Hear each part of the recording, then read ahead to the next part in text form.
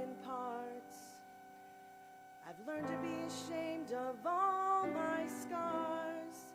Run away, they say, no one will love you as you are, but I won't let them break me down to dust. I know that there's a place for us, for we are glorious.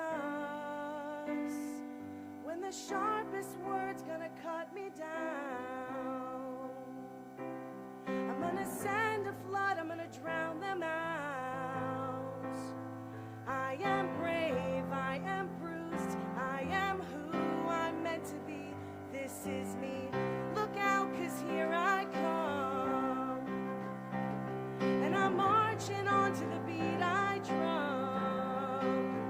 I'm not scared to be seen, I make no apologies. This is me,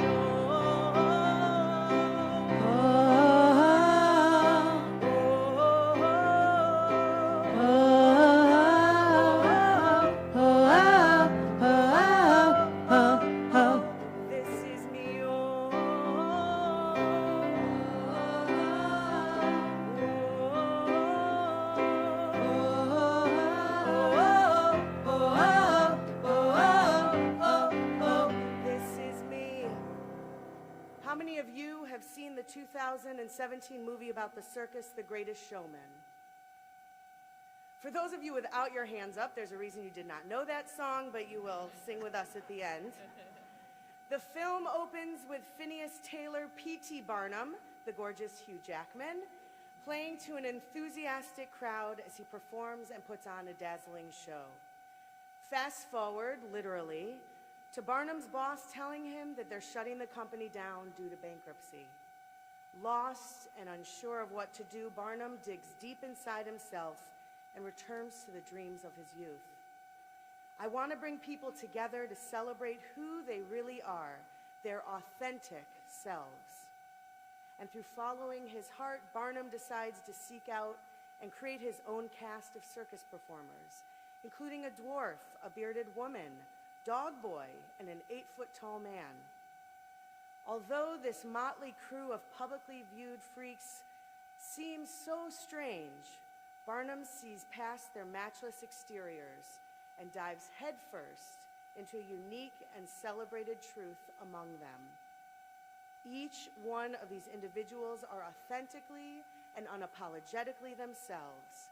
And from this moment on and these sentiments, the song you just heard, This Is Me, is born. But what really is authenticity? To be authentic, we must cultivate, encourage, and have the courage to be imperfect and vulnerable. We must believe that we are fundamentally worthy of love, acceptance, just as we are. Authenticity is about presence, living in the moment with conviction and confidence, and staying true to who you really are. So how do we do that? Let me give you 5 steps. 1, open-mindedness and fairness to the opportunities of all people. Donna Davis is quoted to say, "Open your eyes to the beauty around you. Open your mind to the wonders of life. Open your heart to those who love you, and always be true to yourself." Open-mindedness is built on trust, faith, and an acceptance of a call to action in our own lives. Open-mindedness is the antithesis of anxiety and stress, intolerance. It means that we are fair-minded and willing to entertain new thoughts, new ideas, new people, and all that they bring forth in their authentic selves. Number 2, look inward, not outward. Layla Ali says authenticity is very important. Be true to oneself. To act in an authentic manner, we must first give deep thought to what we want to do. This requires keen emotional intelligence, which is partially comprised of the ever-powerful trait of self-awareness. Be mindful of your thoughts. Be careful of your actions. Act with good intentions and motives, and you'll be admired for your authenticity. Number 3, the way you treat people, kindness and respect. Henry James says 3 things in human life are important. The first, to be kind. The second, to be kind. And the third, to be kind. How do you feel when someone treats you like garbage? Don't worry, that is rhetorical, although we all feel terrible, and we all feel disrespected and even violated. Hopefully this emotion stirs up a desire within each of us to then act with kindness and love and not reciprocate those hurtful actions. So be kind to those around you and watch how radically your life will begin to change. Number 4, live in the moment and be a great listener. What day is it? It's today, answered Piglet. Oh, that's my favorite day, said Pooh. Living in the moment means concentrating on exactly what is happening in your life at this present time. It demands that we remove the baggage and clutter from our lives to live our best in this moment. Presence and concern for right now are achieved when we can eliminate distractions. Put down your phones. Put away your iPads. Spend time with those who love you and who you love.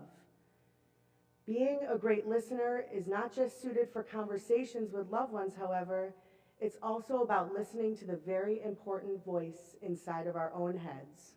Listen to your intuition.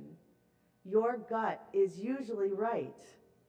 Do what your heart is telling you to do, because that's what an authentic person does. Number 5, be yourself because everyone else is already taken. Oscar Wilde. The time-tested advice of be yourself stands for a reason. But what I want to add to this valuable knowledge is to be true to yourself means that you are honest, trustworthy, that you're a person who lives by codes of morals and values. Be true to yourself is fundamental to living a life of integrity. Years ago, this quote found its way into my heart. You were born to be real, not to be perfect. You are here to be you, not to be what someone else wants you to be. Stand up for yourself and look them in the eye and say, don't judge me until you know me. Don't underestimate me until you've challenged me. And don't talk about me until you've talked to me. Many of us have heard the story of Zusia, the great Hasidic master who lay crying on his deathbed. His students asked him, Rebbe, why are you so sad? After all the mitzvahs, all the good deeds that you have done, you will surely get great reward in the world to come. I'm afraid, said Zusia, because when I get to heaven, I know God's not going to ask me, why weren't you more like Moses and leading the people? Why weren't you more like King David, a great leader? What I'm afraid God is going to ask me, Zusia says, is why weren't you more like Zusia? And then what will I say? What would any of us be able to say? Have we honestly demanded of ourselves that we must live a life of true authenticity? Or are you like me, constantly walking a thin line between being persuaded and motivated and influenced to act in ways that don't align with my values, beliefs, or integrity? Everyone around us, all things, all people, all emotions, everything around us influences how we behave. If only life could hold a giant mirror up to our faces, our lives, and truly represent and reflect how we are presenting, misrepresenting ourselves to others, then maybe, just maybe, we could see that our intention to be authentic isn't always achieved, or at least received, the way we hope it to be. The high holidays teach us to accept our imperfections, and not only to accept them, but to understand that in order to be human, we must be imperfect, a little bit broken. To go on further, Rosh Hashanah and Yom Kippur insist that we must own our faults, our deficiencies, our blotches. We all have them, and we earned them. This morning, I shouldn't say this morning, I found a perfect reading on Facebook to illustrate my point. Today, I asked my body what she needed. I thought she might need more water, or protein, or greens, gross, or yoga, or supplements, or movement. But as I stood in the shower reflecting on her stretch marks, her roundness where I wish was flatness, her softness where I would love firmness, all those conditioned wishes, that form of bundle of never quite rightness, she whispered very gently back to me, "Could you just love me like this?"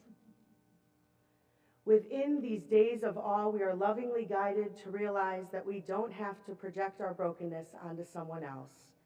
We don't have to try and cast it out. What is different in you and in me doesn't have to make us less or weak or failures. In fact, texts remind us that only if we fail, God, ourselves, and each other, we only fail when we aren't celebrating the truth that is authentically and uniquely our own. Each day that we are blessed to be alive, for even one more breath, God invites us, encourages us, demands of us that we live the life we were created, B'Tselem Elohim, in God's image. So if God can change caterpillars into butterflies, sand into pearls, and coal into diamonds using time and pressure, then I truly believe that he's working on you and me so that we too can evolve into our truest selves. This year, I was blessed to celebrate my 40th birthday, surrounded by friends and family.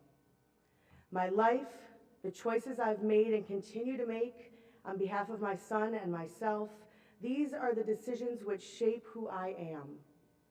When I think about my own struggles, my own achievements, my friends, my community, all of you, this is the picture that sums up who and what make up my authentic self.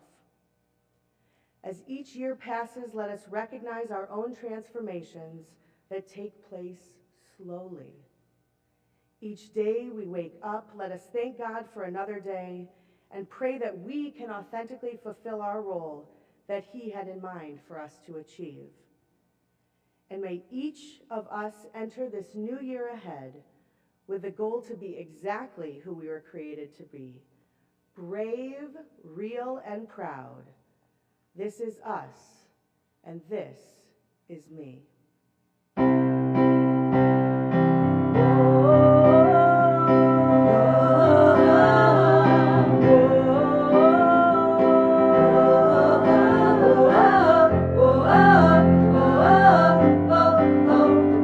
When the sharpest word's gonna cut me down, I'm gonna send a flood, gonna drown it out.